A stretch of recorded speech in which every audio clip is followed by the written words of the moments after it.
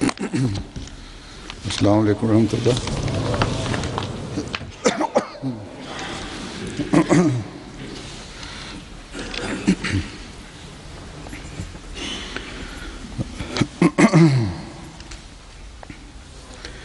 अशहदु अल्ला इलाहा इल्लल्लाह वहदहु ला शरीका लहू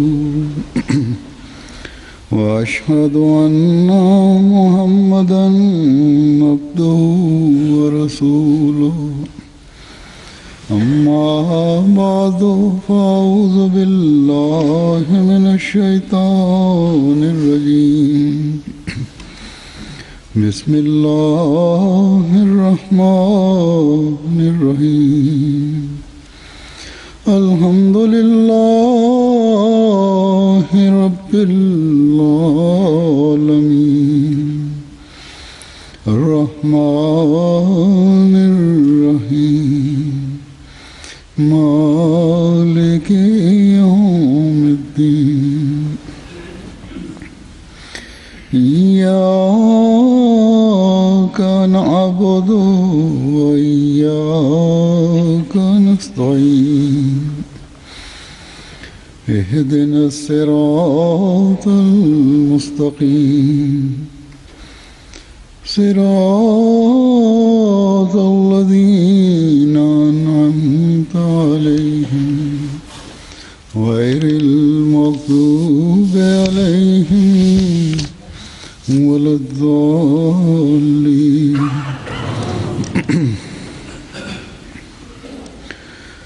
चंद जुमे पहले फरवरी के आखिरी जुमे में मैंने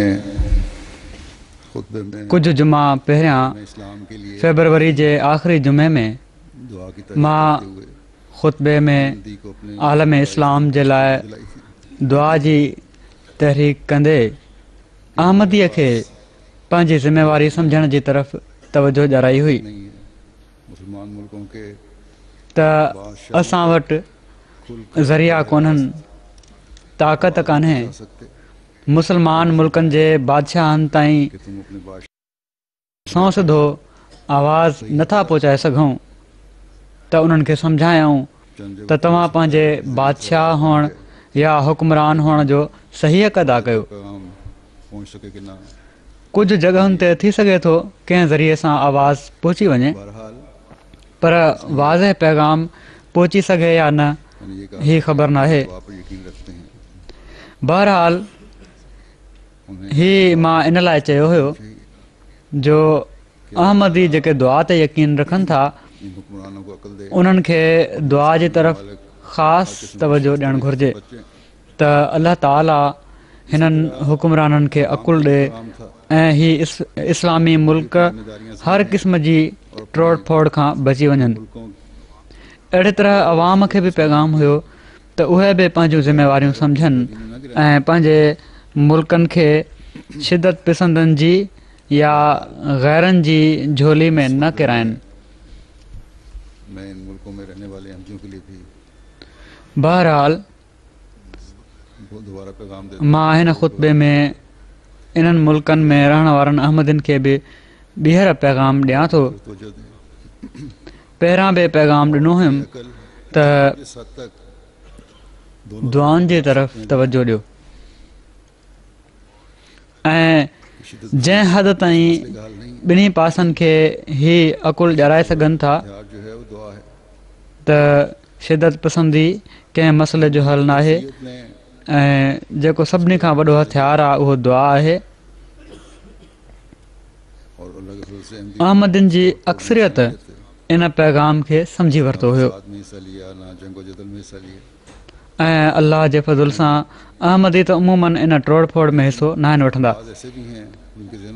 इन लाइ उन्हनि न उमूमन फ़साद में हिसो वरितो न जंग लड़ाई में हिसो वरितो, पर के अहिड़ा बि आहिनि जंहिंजे ज़हननि में सुवाल उथनि था त असीं जाबिर ऐं ज़ालिम हुक्मरान जे ख़िलाफ़ या उन जी ग़लति पॉलिसियुनि जे ख़िलाफ़ केतिरी हद ताईं सबुर ॾेखारियूं। ऐं कहिड़ो असांजो रद अमल हुअणु घुरिजे या किन अफ्रीकन मुल्कनि में इक़्तिदार मुंतक़िल करण में रंडकूं विझण वारनि जे ख़िलाफ़ कहिड़ो रद अमल हुअणु घुरिजे। मसलन जहिड़ी तरह आइवरी कोस्ट में थी रहियो आहे त इक़्तिदार मुंतक़िल नथो पियो थिए ऐं केतिरे हद ताईं अहमदनि खे बाक़ी अवाम सां रलिजी इन शिदत पसंदी में शामिलु थियणु घुरिजे जंहिंजो रद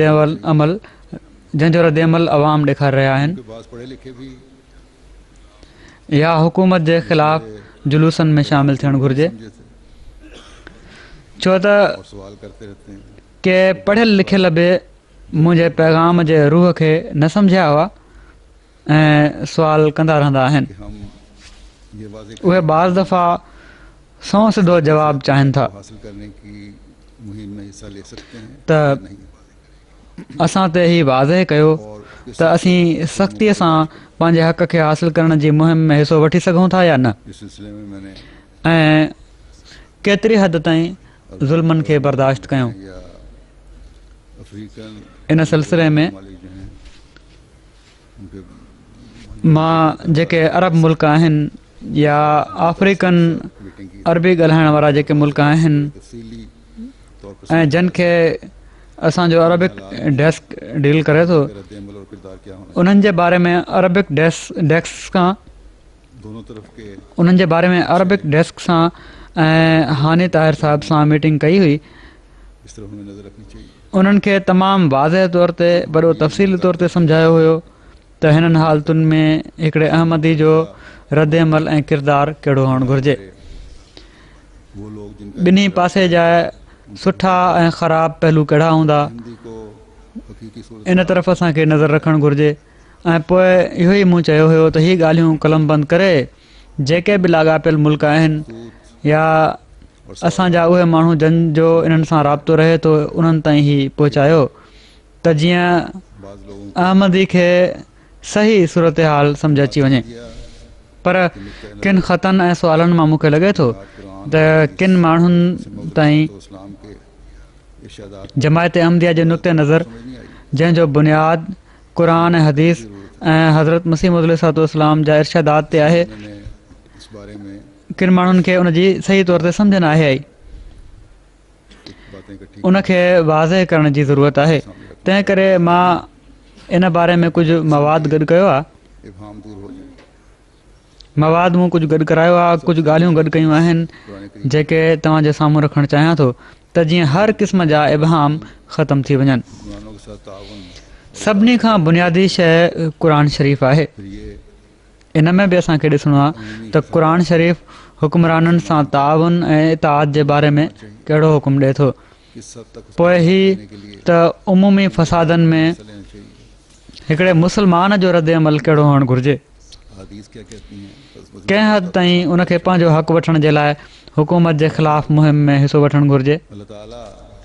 पोइ हदीसूं छा थियूं चवनि हज़रत मसीह मौद अलैहिस्सलाम कहिड़ो इरशाद फ़रमायो आहे। बहरहाल अल्लाह ताला क़ुर शरीफ़ में फ़रमाए थो त वयनहा अनिल फ़हशाए वल मुनकर वल बग़ी।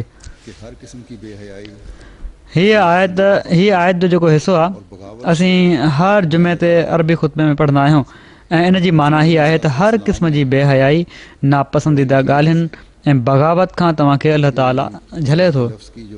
हज़रत मसीह मौद अलैहिस्सलाम बग़ी जे लफ़्ज़ जी वज़ाहत कई आहे। पाण फ़रमाइनि था त बग़ी उन मींहं खे चइबो आहे जेको हद खां वधीक वसी वञे ऐं खेतनि खे तबाह करे। फ़रमाइनि था हक़ वाजिब में कमी रखण खे बि बग़ी चइबो आहे या वाजिब हक़ खां वाधारो करण बि बग़ी आहे। त हीअ आहे क़ुर शरीफ़ जे हुकुमनि जी ख़ूबसूरत तालीम त हर पहलू ऐं हर तबिके जे लाइ हुकुम रखे थो। हिन हुकुम में हीउ ख़्यालु नथो अची सघे त हिकिड़े तबिके खे हुकुम आहे ऐं ॿिए तबिके खे नाहे।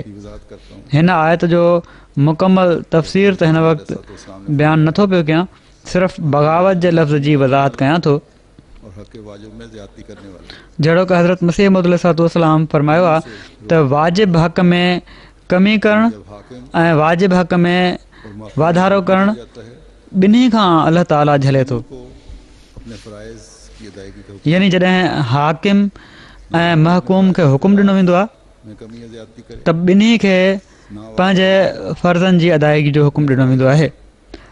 न हाकिम पंहिंजे फ़र्ज़नि ऐं अख़्तियारनि में कमी ऐं वाधारो कनि, न अवाम पंहिंजे फ़र्ज़नि में कमी ऐं वाधारो कनि।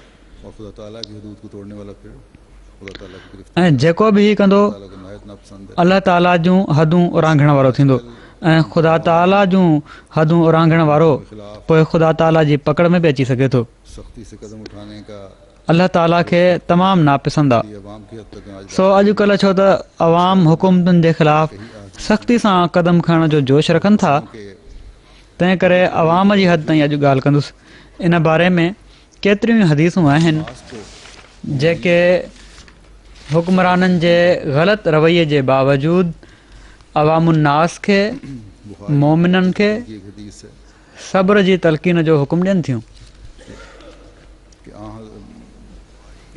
बुखारी किताबुल फितन जो हिकिड़ो बाब आहे अंसार से यूं फरमाना कि तुम मेरे बाद ऐसे ऐसे काम देखो त पाण सॻोरन सल्लल्लाहु अलैहि वसल्लम जो अंसार खे हीअं फरमाइणु त तव्हां मूंखां पोइ अहिड़ा अहिड़ा कम ॾिसंदव जेके तव्हांखे ख़राबु लॻंदा। इन कामों पर ऐं अब्दुल्ला बिन ज़ैद बिन आमिर चयो त पाण सॻोरन सल्लल्लाहु अलैहि वसल्लम अंसार खे हीअ बि फरमायो तव्हां उन्हनि कमनि ते हौज़े कौसर ते मूंसां मिलण ताईं सबुरु कयूं वेठा हुजो।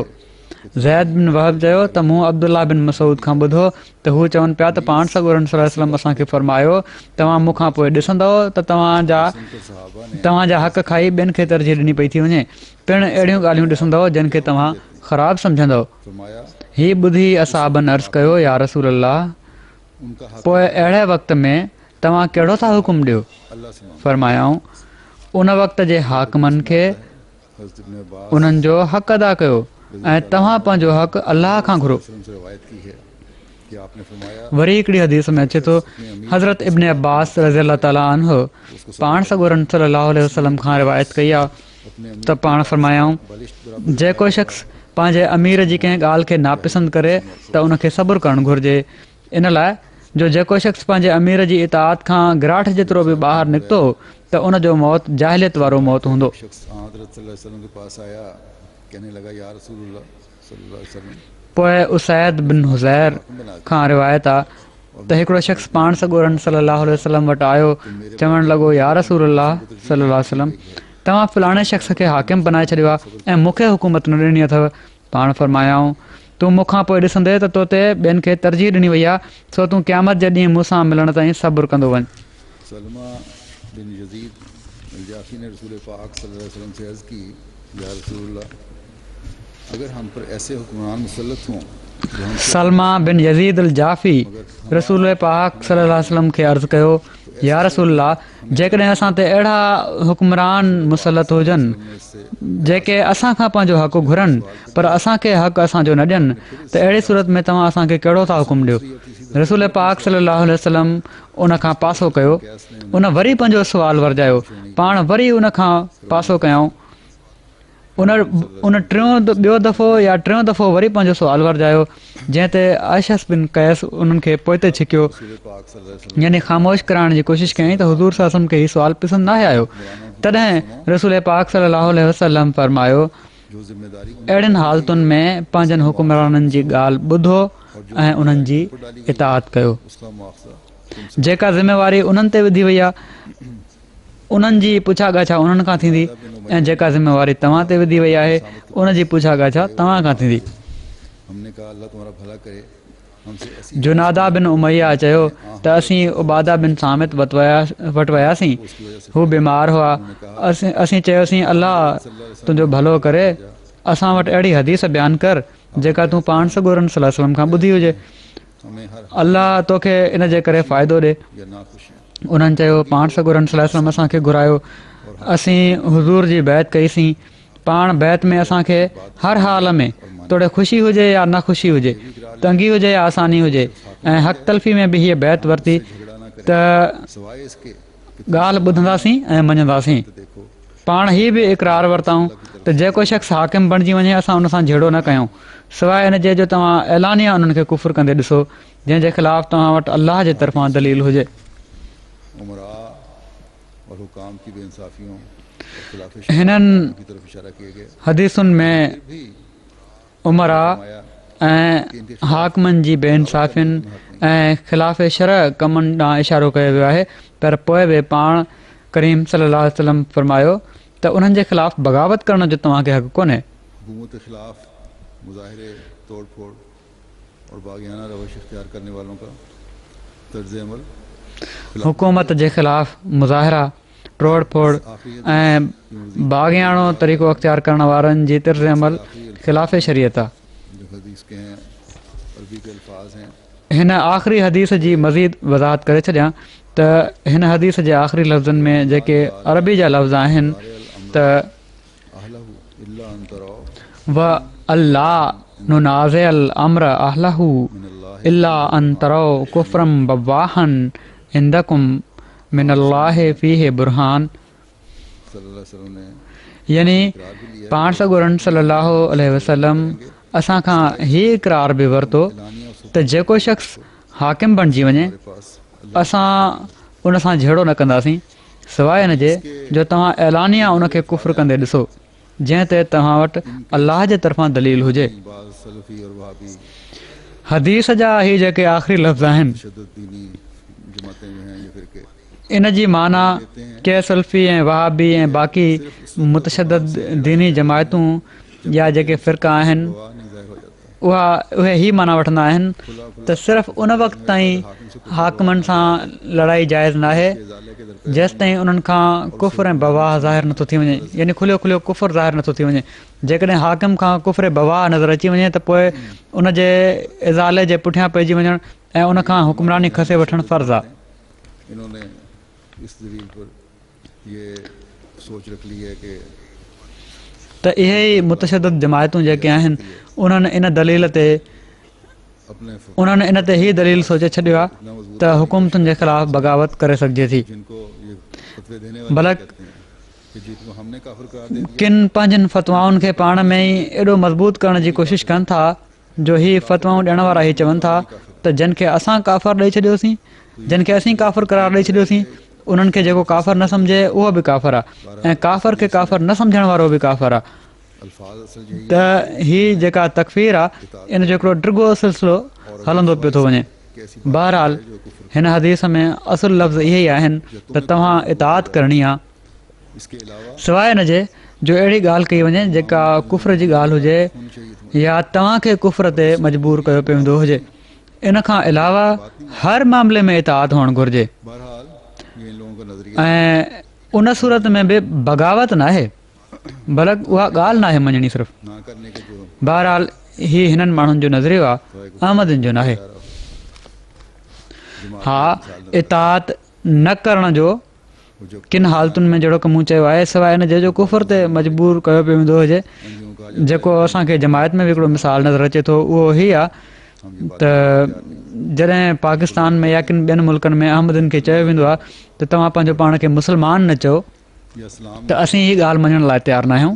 असीं मुस्लमान चवंदा आहियूं या कलमो न पढ़ो असीं पढ़ंदा आहियूं, हमारे मज़हब का या हिक ॿिए खे सलाम न कयो या इस बारे में क़ुर शरीफ़ न पढ़ो, हदीस से ज़ाहिर है इताअत की जरूरत नहीं। त हीअ असांजे मज़हब जो ऐं दीन जो मामिलो आहे। इन बारे में जहिड़ो का हदीस मां ज़ाहिर आहे इताअत जी ज़रूरत कान्हे, किसी किस्म का कानून को पर हिते बि असीं बग़ावत न आहियूं कंदा। मान ही नहीं सकते। सिर्फ़ु हिननि मामलनि में असीं कॾहिं बि कंहिं क़िस्म जे कानून खे मञी नथा सघूं, जहाँ तक छो त दूसरे कवानीन ही शरीयत जो मामिलो आहे, इसके बावजूद अल्लाह ऐं रसूल जे हुक्मनि जो मामिलो आहे। उनकी पाबंदी करता है। जेसि ताईं मुल्क जे ॿियनि कानूननि जो तालुक़ु आहे, इन जे बावजूदु हर अहमदी हर कानून जी पाबंदी कंदो आहे। इस हदीस की शरह असांजे नज़रिये जी ताईद में पुराणनि इमामनि मां बि हिकिड़ो हवालो आहे जेको मां पेश कयां थो। का मतलब ज़ाहिर कुफर है। हिन हदीस जी शरह में हज़रत इमाम अन नववी रहमहुल्लाह तहरीर कनि था त कुफ़र बवाह जो मतिलबु ज़ाहिर कुफ़र आहे ऐं हिन हदीस में कुफ़र मां मुराद गुनाह आहे। वरी मज़ीद फरमाइनि था त तव्हां हुकूमत वारनि सां उन्हनि जी हुकूमत जे अंदरि रही झेड़ो न कयो ऐं न उन्हनि ते एतिराज़ु कयो, सवाइ इन जे जो तव्हां उन्हनि खां का अहिड़ी ख़राबु ॻाल्हि ॾिसो जेका साबित ऐं मुतहक़िक़ हुजे ऐं जंहिंजो ख़राबु हुअणु तव्हां इस्लाम जे क़वाइद यानी क़ुर ऐं हदीस जी रूह खां ॼाणो था। यानी क़ुर हदीस जी रूह खां जेकॾहिं उहो साबित थी वञे त बुरी ॻाल्हि आहे। ऐं जेकॾहिं तव्हां अहिड़ो ईअं ॾिसो त उन्हनि जी इन ॻाल्हि खे ख़राबु सम्झो ऐं तव्हां जिथे बि हुजो हक़ु ॻाल्हि चओ, पर अहिड़नि हुकुमराननि जे ख़िलाफ़ु बग़ावत करणु, उन्हनि सां लड़ाई करणु मुस्लमाननि जे इजमा सां हराम आहे, तोड़े उहे हुकुमरान फ़ासिक़ हुजनि या ज़ालिम हुजनि। लिखनि था त हिन हदीस जी माना जेका मूं बयानु कई आहे, ॿियूं पाण करीम सल्लल्लाहु अलैहि वसल्लम जूं हदीसूं हिन जी ताईद कनि थियूं। अहले सुन्नत इन ॻाल्हि ते इजमा कयो आहे त फ़िस्क जे आधार ते हुकुमरान खे माज़ूल करणु जाइज़ न आहे। उलमा चवनि था त फ़ासिक़ ऐं ज़ालिम हुकुमरान खे माज़ूल न करणु ऐं उन जे ख़िलाफ़ु लड़ाई न करण जो सबबु हीअ आहे त अहिड़ी सूरत में मज़ीद फितना रतो छाण ऐं पाण में फ़साद पैदा थींदो। सो फ़ासिक़ ऐं ज़ालिम हुकुमरान जो इक़्तिदार में रहणु घटि फ़साद पैदा कंदो इन जी भेट में जो उनखे माज़ूल करण जी कोशिश जे नतीजे में जेको फ़साद पैदा थींदो। ऐं हीअ ॻाल्हि अॼु असीं ॾिसी रहिया आहियूं त सच साबित थी रही आहे। ॿिन्ही पासे खां लड़ायूं थी रहियूं आहिनि, बंदूकूं हलनि पियूं थियूं, जानियूं ज़ाया थी रहियूं आहिनि, मुस्लमाननि खे क़त्ल कनि पिया था। पोइ बुख़ारी जी हिकिड़ी हदीस आहे त रसूल पाक सल्लल्लाहु अलैहि वसल्लम फरमाइनि था त हुदूदुल्लाह में सुस्ती करण वारा ऐं हुदूदुल्लाह में किरी पवण वारनि माण्हुनि जो मिसाल उन क़ौम जहिड़ो आहे जन ॿेड़ीअ जे बाबति कुणो विधो, जंहिंजे नतीजे में के ॿेड़ी जे मथे हिसे में रहिया ऐं के ॿेड़ी जे हेठे हिसे में तरसिया।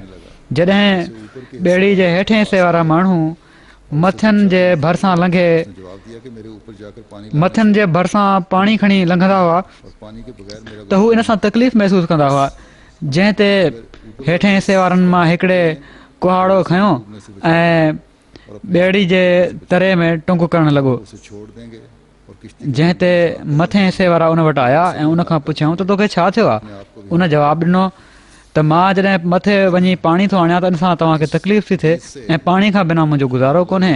सो जेकॾहिं मथियां उनजो हथु पकिड़े वठनि त हू उनखे बि ॿुॾण खां बचाए वठंदा ऐं पंहिंजो पाण खे बि ॿुॾण खां बचाए वठंदा। जेकॾहिं हू हुनखे छॾे ॾींदा त ॿेड़ी जे तरे में टुंग करणु ॾींदा त हू उनखे बि हलाकु कंदा ऐं पंहिंजो पाण खे बि हलाकु करे छॾींदा। हिन हदीस मां के माण्हू हीउ इस्तदलाल कंदा आहिनि त अवाम बुराई करण वारनि खे बुराई जे इर्तिकाब खां या ग़लति कमनि खां ज़ोरी झले छॾनि, जेको सही न आहे, छो त अहिड़ी तरह पाण में झेड़ो ऐं फ़साद पैदा थी वेंदो। जेकॾहिं इन मां मुराद हुकूमत जे ख़िलाफ़ु बग़ावत वठूं त इहो बि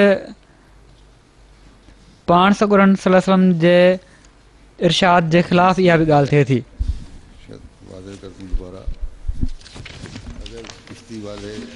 हदीस हीअ आहे, ॿीहर वाज़े करे थो छॾियां, जेकॾहिं ॿेड़ी वारा उनजो हथु वठनि उनखे झले छॾनि त हू उनखे बि ॿुॾण खां बचाईंदा ऐं पंहिंजो पाण खे बि ॿुॾण खां बचाईंदा। जेकॾहिं छॾे ॾींदा त तरे में टुंग थींदो, हू पाण बि हलाकु थींदो ऐं हुननि खे बि हलाकु करे छॾींदो। इन मां हिकु त हीउ वरितो वेंदो आहे त जेकॾहिं को फ़साद पैदा थी रहियो आहे, जेकॾहिं नुक़सानु पहुची रहियो आहे त उनखे झलण जे लाइ ज़बरदस्ती झले छॾणु जाइज़ आहे, उनखे ख़तमु करण जे लाइ ज़बरदस्ती झले छॾणु जाइज़ आहे, पर हीअ बाक़ी हदीसुनि जे ख़िलाफ़ु आहे। हुकूमतुनि जे मामले में हीअ शइ न आहे। इन जी ताईद में पोइ पाण सॻुरनि सल्लल्लाहु अलैहि वसल्लम जी हिकिड़ी ॿी हदीस पेश कई वेंदी आहे ऐं उन जे हवाले सां हीउ इस्तेमाल कयो वेंदो आहे त पाण सॻुरनि सल्लल्लाहु अलैहि वसल्लम ख़ुदि सख़्ती जो हुकुम ॾिनो आहे। पाण सॻुरा सल्लल्लाहु अलैहि वसल्लम अहिड़ी का ॻाल्हि फ़रमाए सघनि ई नथा जेका क़ुर जी तालीम जे ख़िलाफ़ु हुजे। यकीननि इन जे सम्झण में बि माण्हुनि खे ग़लती लॻी आहे। पसंदीदा काम देखे रिवायत ही आहे, अबू सईद ख़ुदरी रज़ी अल्लाह अन्हु बयानु कनि था त मूं रसूलुल्लाह सल्लल्लाहु अलैहि वसल्लम खे ई फरमाईंदे ॿुधो त तव्हां मां जेको बि जेकॾहिं को नापसंदीदा कमु ॾिसे त हू उनखे पंहिंजे हथ सां मटे छॾे। जेकॾहिं उनखे ताक़त न हुजे त पोइ पंहिंजी ज़ुबान सां, ऐं जेकॾहिं हीअ बि ताक़त न हुजे त पोइ पंहिंजी दिलि सां, ऐं हीअ कमज़ोर तरीन ईमान आहे। इन जी शरह में इमाम मुल्ला अली कारी लिखनि था, जंहिंजो तर्जुमो हीअ आहे त असांजा कुझु उलमा चवनि था त नापसंदीदा कम खे हथ सां तब्दील करण जो हुकुम हुकुमराननि जे लाइ आहे, ज़ुबान सां तब्दील करण जो हुकुम उलमा जे लाइ आहे, ऐं दिलि सां नापसंदीदा ॻाल्हि खे नापसंद करण जो हुकुम मोमिन अवाम जे लाइ आहे। सो ही हिन हदीस जी तमामु उम्दा वज़ाहत आहे त टे ॻाल्हियूं त आहिनि, पर टे ॻाल्हियूं टिनि मुख़्तलिफ़ तबक़नि जे लाइ ऐं अख़्तियार वारनि जे लाइ आहिनि। उते बि जेकॾहिं ॿेड़ी में झलण जी ॻाल्हि आहे त उनखे ॿुॾण खां बचाइण जे लाइ अख़्तियार वारनि खे ई झलण जो हुकुम आहे।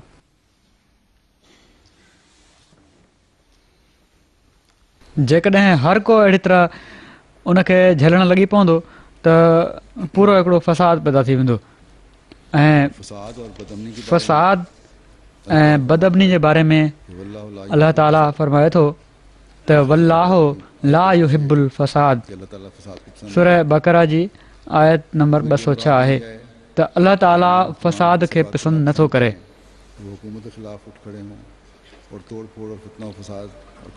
जेकॾहिं हीउ मतिलबु वरितो वञे त अवाम हुकुमरान जी कंहिं ॻाल्हि खे नापसंदि कनि त हू हुकूमत जे ख़िलाफ़ उथी खड़ा थियनि ऐं तोड़ फोड़ ऐं फितनो ऐं फ़साद ऐं क़त्ल गारत ऐं बग़ावत शुरू करे ॾियनि त हीउ मफ़हूम बशरियत जी हिदायत जे मुख़ालिफ़ आहे। इन बारे में क़ुर शरीफ़ जो जेको हुकुम आहे, फ़ैसिलो आहे जेको, उहो मां पहिरियां बयानु करे आयो आहियां त वयनहा अनिल फ़ाहिशाए वल मुनकरे वल बग़ी। नबियुनि जो हुकूमत वक़्त जी इताअत जे बारे में कहिड़ो नमूनो रहियो आहे? हिकिड़ी हदीस में आयो आहे त 1,24,000 नबी दुनिया में आया।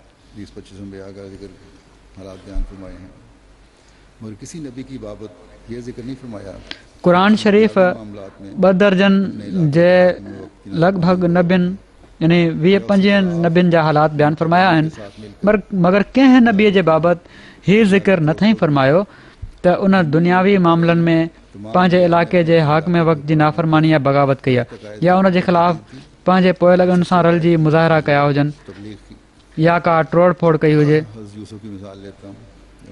या जुलूस कढिया हुजनि। दीनी मामलनि जे बारे में सभिनी नबियुनि पंहिंजे पंहिंजे इलाइक़े जे हुकुमराननि जे ग़लति अक़ीदनि जी खुली करे तरदीद कई ऐं सचे अक़ीदनि जी पुरज़ोर तबलीग कई। हज़रत यूसुफ अलैहिस्सलाम जो मिसाल थो वठां जेको उमूमन बयानु कयो वेंदो आहे।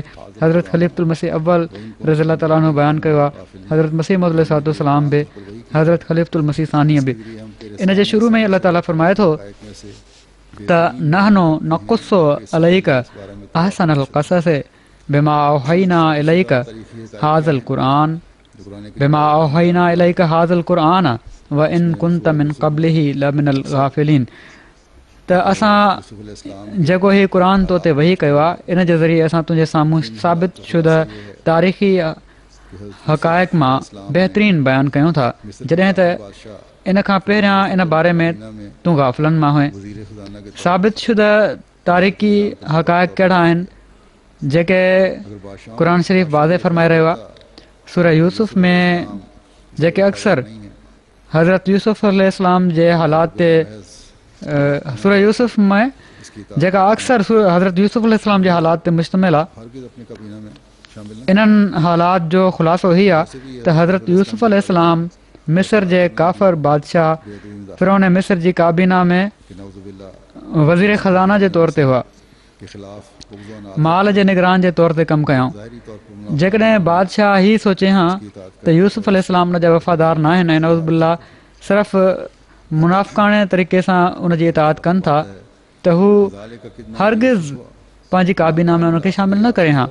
ऐं हूअं बि हज़रत यूसुफ अलैहिस्सलाम जे बारे में ही ख़्यालु करण बि बेअदबी में दाख़िल आहे त नऊज़ बिल्लाह हू दिल में त फ़िरौन मिस्र जे ख़िलाफ़ बुग़्ज़ ऐं इनाद रखनि पिया, मगर ज़ाहिरी तौर ते मुनाफ़िक़ाने रंग में उन जी इताअत पिया कनि ऐं उन सां वफ़ादारी जो इज़हार कनि पिया।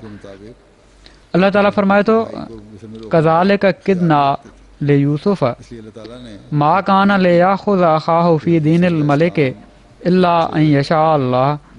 अहिड़ी तरह असीं यूसुफ़ जे लाइ तदबीर कई, उन जे लाइ मुमकिन न हो त पंहिंजे भाउ खे बादशाह जी हुक्मरानी में झले वठे हा सवाइ इन जे जो अलाह चाहे हा।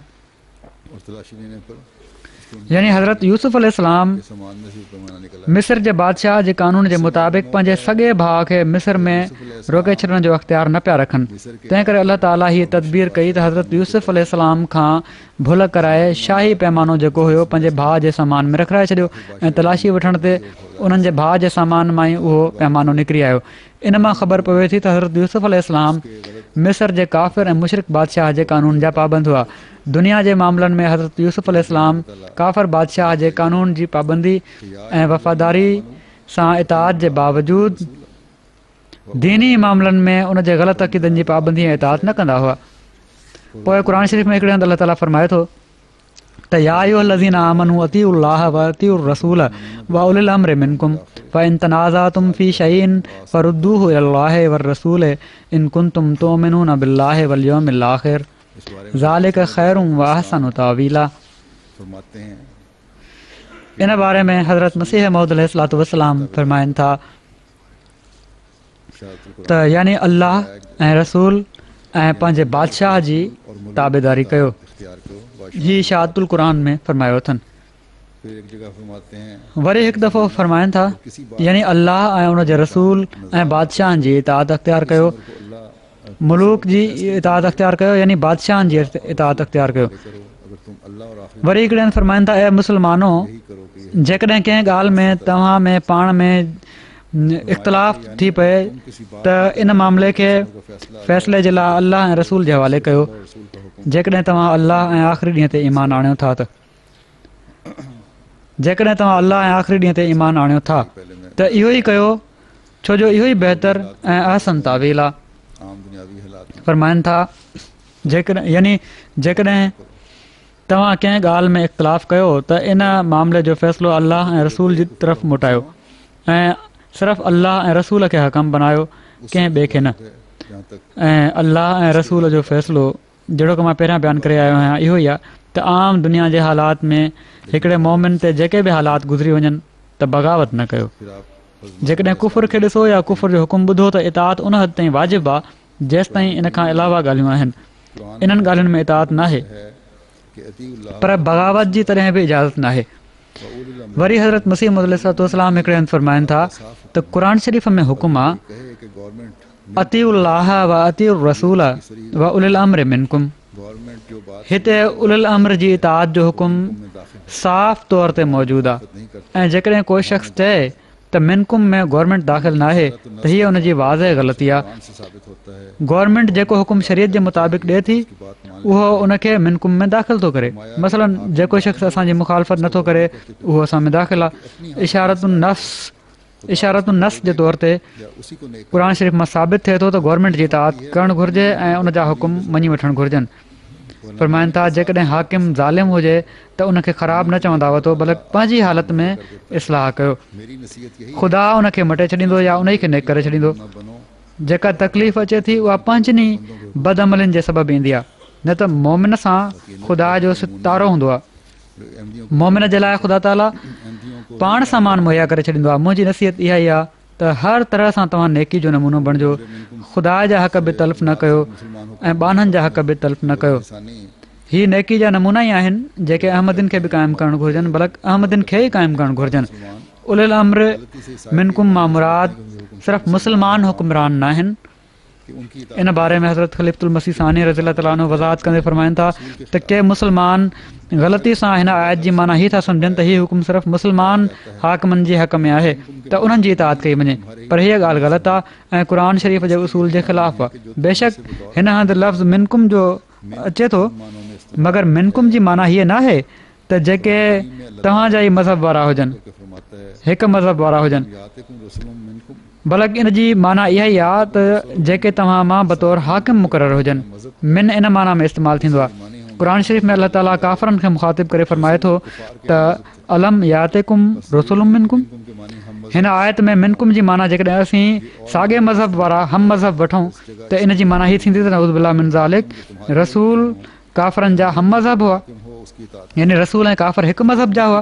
सो ज़रूरी न आहे त मिनकुम जी माना और हम मज़हब जी हुजे, यानी हिकु मज़हब वारे जी हुजे।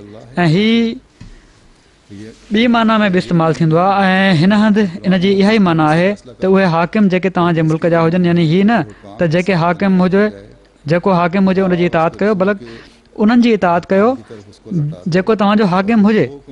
ऐं फ़इन तनाज़ातुम फ़ी शैइन फरुद्दूहु इलल्लाहि व रसूल जी माना हीअ न आहे त क़ुर ऐं हदीस जी रूह खां फ़ैसिलो करे वठो, बल्कि इन जी माना हीअ आहे त जेकॾहिं हाकिमनि सां इख़्तिलाफ़ थी वञे त ख़ुदा ऐं उन जे रसूल जे हुकुमनि जी तरफ़ उनखे मोटाए छॾियो।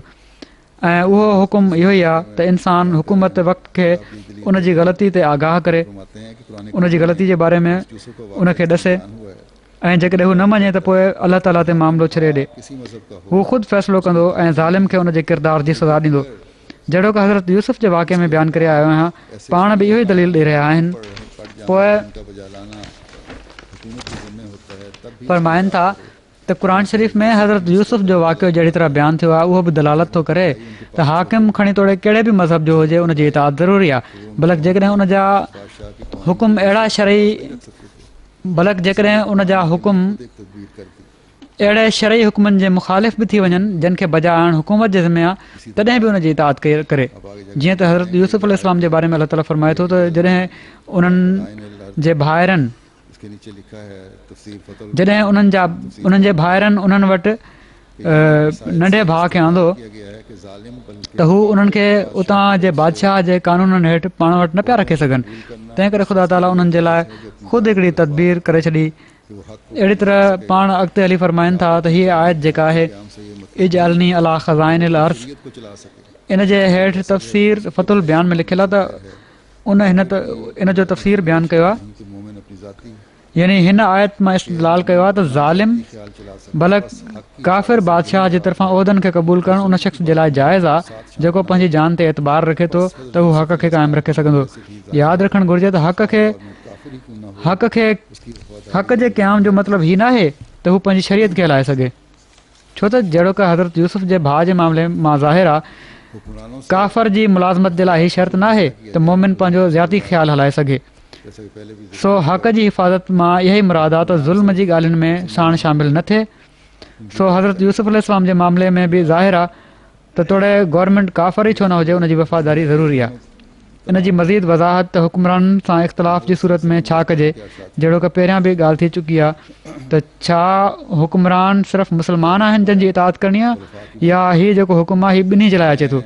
पाण सॻो रसूल हिन बारे में कहिड़ो इरशाद फरमायो आहे, अख्तियार करो और इताअत और फरमाबरदारी पाण पंहिंजे ख़ुलफ़ा जी बाबति फरमायाऊं त मां तव्हांखे वसियत कयां थो त तव्हां अलाह ताला जी तक़वा अख़्तियार कयो ऐं इताअत ऐं फरमाबरदारी खे पंहिंजो तौर तरीक़ो बणायो।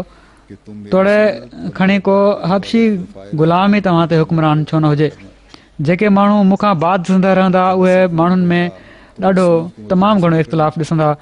सो अहिड़े वक़्त में मुंहिंजी वसियत तव्हांखे इहा ई आहे त तव्हां मुंहिंजी सुनत ऐं मूंखां बाद अचण वारे ख़ुलफ़ाए राशिदीन जी सुनत खे अख़्तियार कजो त मस्तक़ू बिहा, तव्हां उन सुनत खे मज़बूती सां पकिड़े वठिजो ऐं जहिड़ी तरह कंहिं शइ खे ॾंदनि सां पकिड़िजे अहिड़ी तरह उन सुनत सां चिंबड़िया रहिजो ऐं कॾहिं बि उन रस्ते खे न छॾिजो जेको मुंहिंजो आहे या मुंहिंजे ख़ुलफ़ाए राशिदीन जो हूंदो।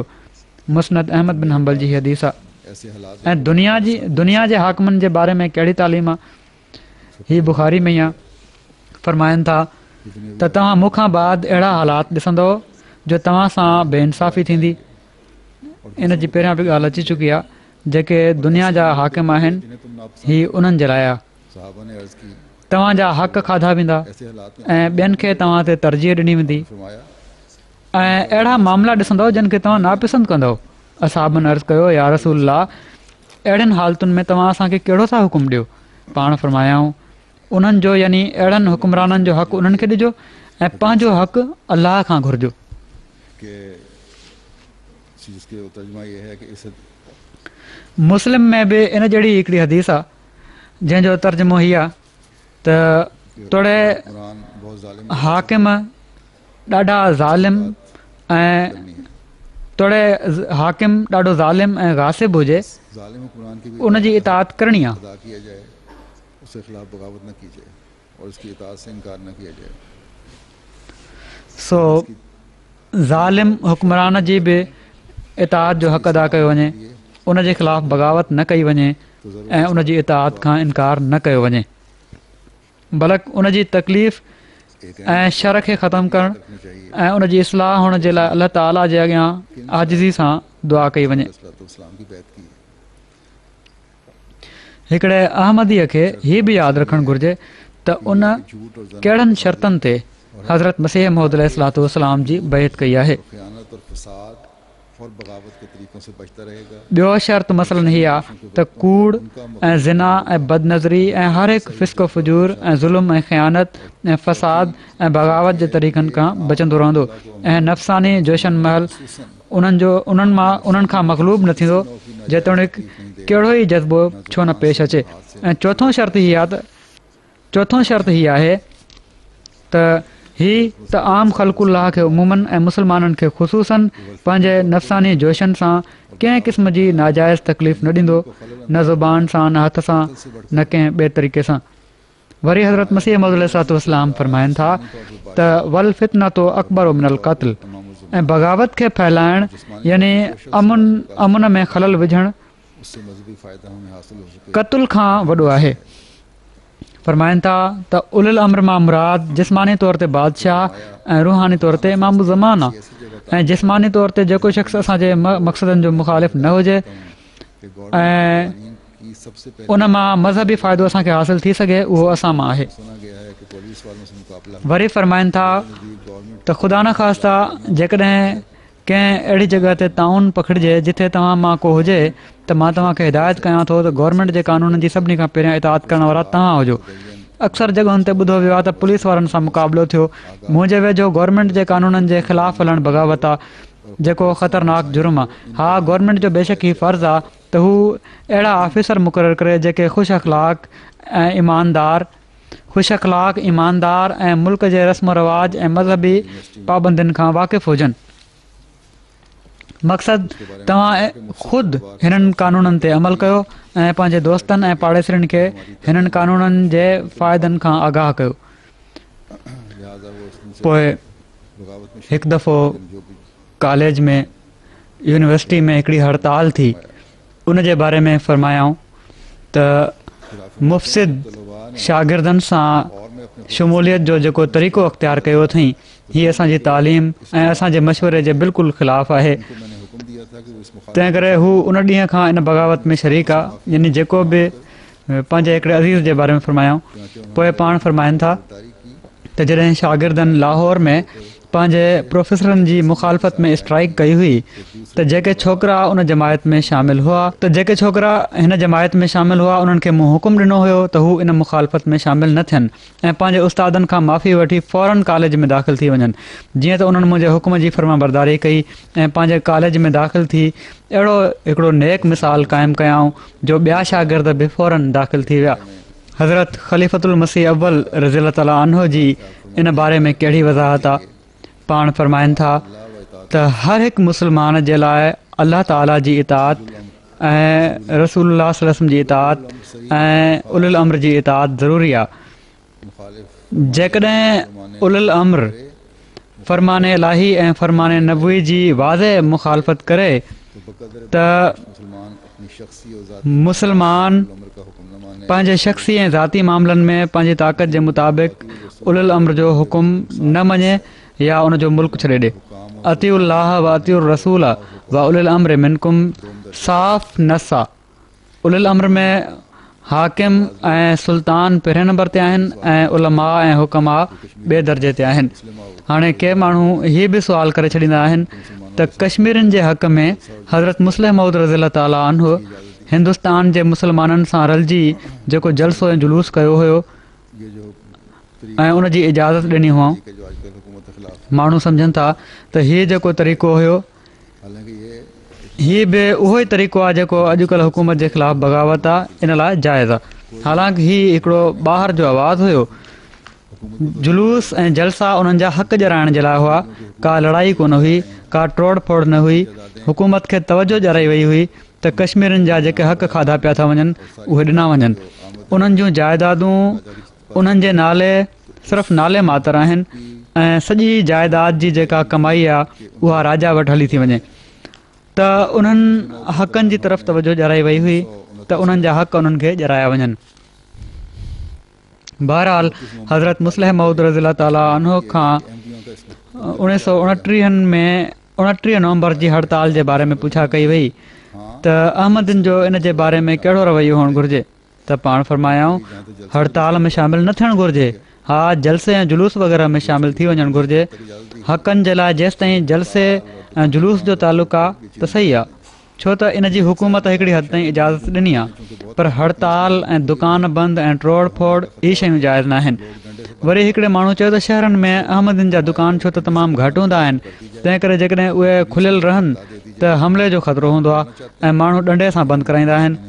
इन ते फरमायाऊं त जेकॾहिं ॾंडे सां को बंदि कराए त कयो वञे ऐं पुलिस में वञी इतलाह ॾिनो वञे त असां दुकान खोलणु चाहियूं था पर असांखे फलाणा माण्हू खोलणु नथा ॾियनि। जेकॾहिं पुलिस हिफ़ाज़त जो ज़िम्मो खणे त खोलियो वञे, न त न सही। हिकिड़े माण्हू अर्ज़ु कयो त छा हड़ताल कानूननि मना आहे? त जवाब में पाण फरमायाऊं त कानून जो सुवालु न आहे। हीअ ईअं बि हिकिड़ी फज़ूल शइ आहे जंहिंसां ग्राहक ऐं दुकानदार ॿिन्ही खे नुक़सानु थो पहुचे। हाणे 29 तारीख़ ते जेके मुस्लमान ॿाहिरां लाहौर या पंहिंजे वेझनि शहरनि में सौदो वग़ैरह ख़रीद करणु वेंदा, हू मजबूरनि हिंदुनि जे दुकाननि तां सौदो ख़रीद कंदा, छो त मुस्लमाननि त हड़ताल कई हूंदी जंहिंसां मुस्लमाननि खे नुक़सानु पहुचंदो। पोइ पाण हिकु दफ़ो फरमायाऊं त कानून जी भञकड़ी जी तलक़ीन करण वारनि सां असां कॾहिं बि ताउन नथा करे सघूं। के जमातूं अहिड़ियूं आहिनि जेके बग़ावत जी तालीम ॾींदियूं आहिनि, के क़त्ल गारत जी तलक़ीन कंदियूं आहिनि, के कानून जी पाबंदी खे ज़रूरी न आहिनि सम्झंदियूं।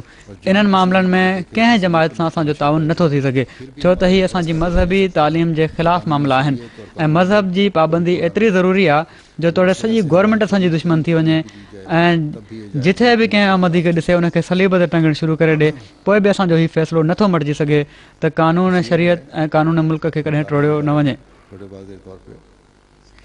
पोइ बि असांजो हीउ फ़ैसिलो मटिजी नथो सघे त शरीयत जे कानून ऐं मुल्क जे कानून खे कॾहिं टोड़ियो न वञे। यानी इहो असांजो फ़ैसिलो आहे त कॾहिं बि न टोड़िजे। जेकॾहिं इन जे करे असांखे शदीद तरीन तकलीफ़ूं बि ॾिनियूं वञनि तॾहिं बि हीउ जाइज़ न आहे त असां इन जे ख़िलाफ़ु हलूं। सो हड़तालुनि जे बारे में तमामु वाज़े तौर ते इहे हुकुम साम्हूं अची विया आहिनि। मां पहिरियां बि हदीस जी वज़ाहत में सूरह बक़रा जी आयत 206 जो हिकिड़ो हिसो ॿुधायो हुयो त वल्लाहु ला युहिब्बुल फ़साद, त अल्लाह ताला फ़साद खे पसंदि नथो करे।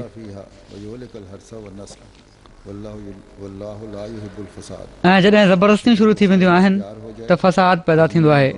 हिन वक़्तु बदकिस्मती सां हिन फ़साद जी हालत में सभिनी खां वधीक मुस्लमान मुल्क इन जी लपेट में आहिनि। हीअ मुकमल आयत जेका आहे हिन तरह आहे त वइज़ा तवल्ला सआफ़िल अर्ज़ लियुफ़्सिद फ़ीहा वयुहलिकल हर्स वन्नस्ल वल्लाहु ला युहिब्बुल फ़साद। ऐं जॾहिं हू अख़्तियार वारो थी वञे त ज़मीन में डोड़ंदो वतंदो आहे त जीअं इन में फ़साद करे ऐं फ़सुल ऐं नसुल खे हलाक करे, जॾहिं त अलाह फ़साद खे पसंदि नथो करे। त जॾहिं ज़ालिम हुक्मरान थी वेंदा आहिनि त हू ॿियनि जी जेके मुख़ालिफ़ आहिनि उन्हनि जी जाइदादुनि खे, उन्हनि जे फ़सलुनि खे, उन्हनि जे नसलुनि खे तमामु घणो नुक़सानु पहुचाइण जी कोशिशि कंदा आहिनि। हाणे हीअ पूरी आयत जेका आहे हीअ हुक्मराननि खे तंबीह करे रही आहे, छो त अलाह ताला जो हिकिड़ो ई उमूमी फ़रमान बि आहे त वल्लाहु ला युहिब्बुल फ़साद। इन लाइ बग़ावत करण वारनि जे लाइ बि इहो ई हुकुम आहे। सो जहिड़ो की मूं शुरू में चयो हुयो त क़ुर शरीफ़ सिर्फ़ु अवामुन्नास खे ई हुकुम नथो ॾिए, बल्कि हुक्मराननि खे बि इहो ई थो चवे त पंहिंजे इक़्तिदार ते तकबुर करे मुल्क में फ़साद पैदा न कयो, अवाम जा हक़ तल्फ़ न कयो, अमीर ऐं ग़रीब जे फ़र्क़ खे एॾो न वधायो जो अवाम में बेचैनी पैदा थी वञे ऐं इन जे नतीजे में पोइ बग़ावत जा हालात पैदा थियनि। ऐं अहिड़ी तरह तव्हां देखें जो हालात पंहिंजे इन अमल जे करे बि ख़ुदा जी पकड़ में अचो। हर जगह हाणे ॾिसो जेके हालतूं साम्हूं अची रहियूं आहिनि, बिना इस्तिस्ना कि कौमी दौलत हर हंधि और अवाम को इहो ई आवाज़ु उथी रहियो आहे से महरूम त क़ौमी दौलत लुटी वई आहे किस कदर ऐं अवाम खे उन्हनि जे हक़नि खां महरूम कयो वियो आहे। अल्लाह ताला ने जिन लोगों के बारे में केॾी न बदकिस्मती आहे अल्लाह ताला ने खास तौर जो पर तंबीह फरमाई थी जन माण्हुनि खे अलाह ताला ख़ासि तौर ते नसीहत कई आहे ऐं तंबीह फरमाई हुई। आगे ये लोग हैं जो आजकल मुसलमान उन्हनि मां सभिनी खां अॻिते ई माण्हू आहिनि जेके अॼुकल्ह मुस्लमान मुल्कनि जा हुक्मरान आहिनि, जेके अहिड़े क़िस्म जूं ग़लति हरकतूं करे रहिया आहिनि। अवाम जी जान ऐं माल जी हिफ़ाज़त जी ज़िम्मेवारी हुक्मराननि जी आहे, की बेहतरी की जिम्मेदारी उन्हनि जी इक़्तिसादियात जी बहितरी जी ज़िम्मेवारी हुक्मराननि जी आहे, हुक्मरानों की है और इस तरह दूसरे बहुत सारे हुकूक उन्हनि जी सिहत जी ज़िम्मेवारी हुक्मराननि जी आहे जिनको उनको ऐं अहिड़ी तरह ॿिया बि केतिरा ई हक़ आहिनि। मक़सदु त हीअ सभु हुकूमतुनि जा कम आहिनि, उन्हनि खे ई अदा करणु घुरिजनि। सरंजाम न देकर ये लोग फसाद पैदा कर रहे हैं। इन्हनि खे सरअंजाम न ॾेई करे हीअ माण्हू फ़साद पैदा करे रहिया आहिनि इंतहाई नापसंदीदा है।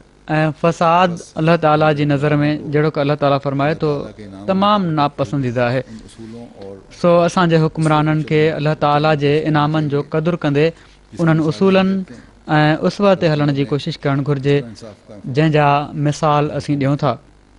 कि ईसाई हज़रत उमर जॾहिं हुकूमत कई हुई, ईसाइयों की हुकूमत दोबारा हज़रत उमर जी जॾहिं हुकूमत हुई त कहिड़ी तरह इंसाफ़ क़ाइमु फ़रमायो हुयाऊं करते थे। जो ईसाइनि जी हुकूमत ॿीहर क़ाइमु थियण ते रोई रोई ई दुआ पिया कनि त मुस्लमान ॿीहर असांजा हुक्मरान बणिजी वञनि। मुसलमान रियाया मुसलमान हुक्मरानों ऐं हिते हीअ हाल आहे के इंसाफ त मुस्लमान रैयत मुस्लमान हुक्मराननि जे ख़िलाफ़ उथी बीठी आहे त इंसाफ़ क़ाइमु नथो पियो थिए। मुसलमानों में सो उन तक़वा जी ॻोल्हा जी ज़रूरत आहे जेका अॼु मुस्लमाननि में अवाम है। गुम आहे, ख़तमु थी चुकी आहे। अगर इस असल को पकड़ेंगे तो कामयाब होंगे। हुक्मरान आहिनि या अवाम आहिनि, अहमदियों ॿई जेकॾहिं इन असुल शइ खे वठंदा त कामयाबु थींदा। से बचाना है।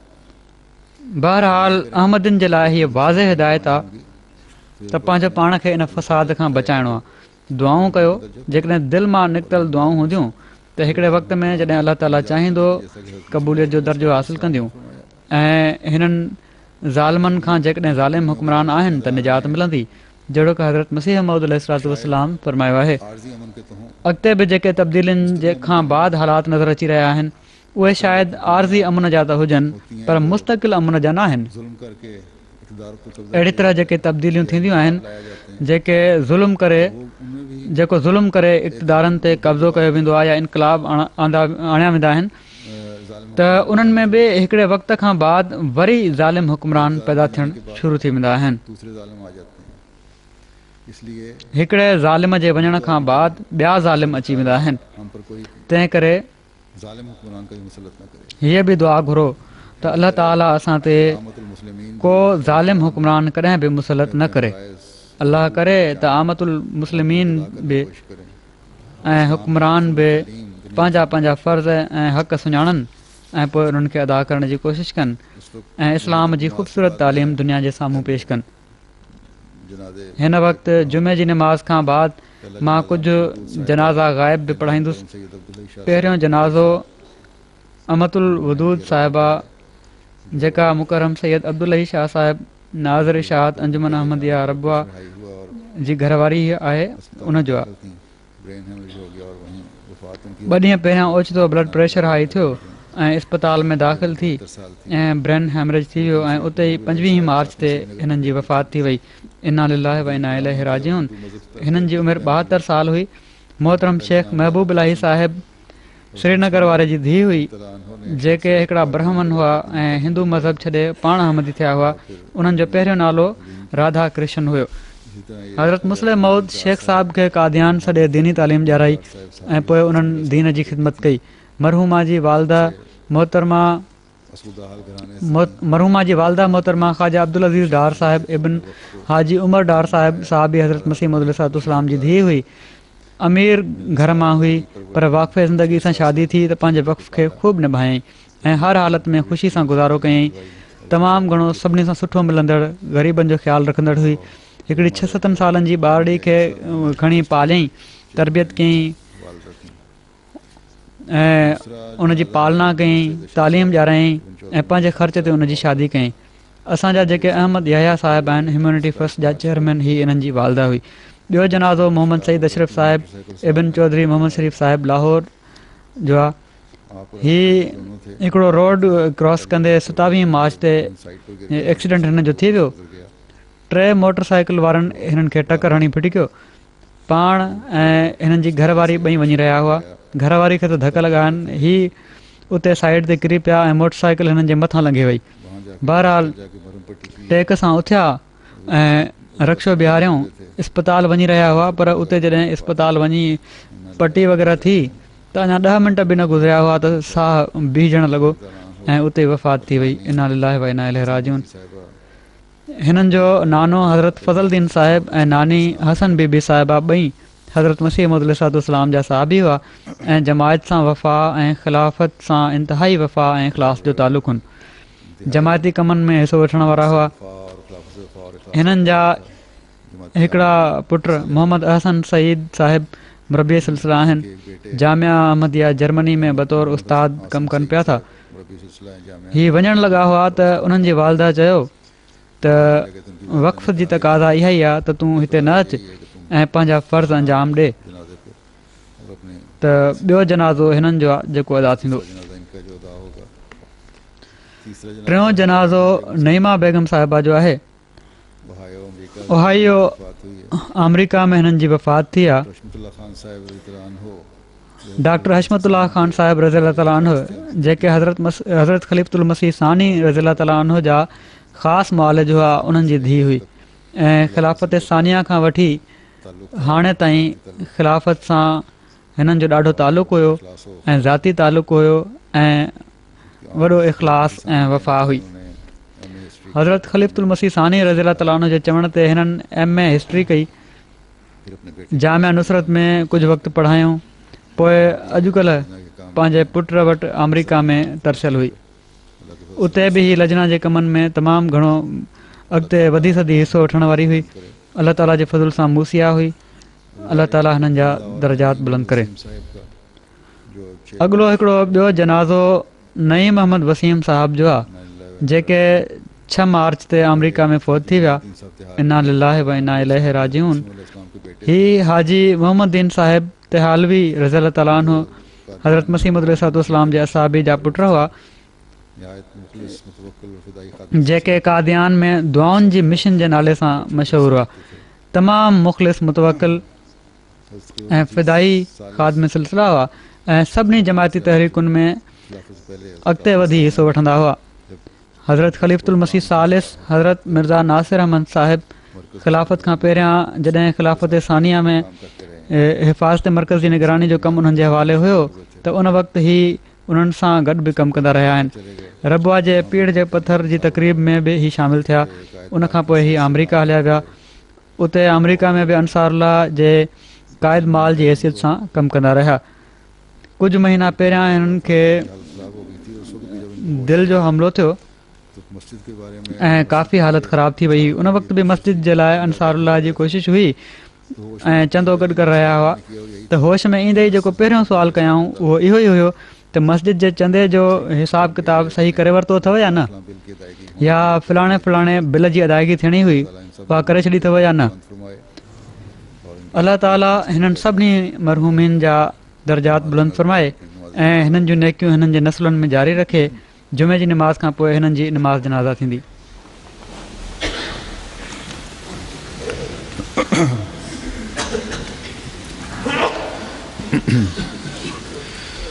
अल्हम्दुलिल्लाह नहमदुहु व नस्तईनुहु व नस्तगफिरुहु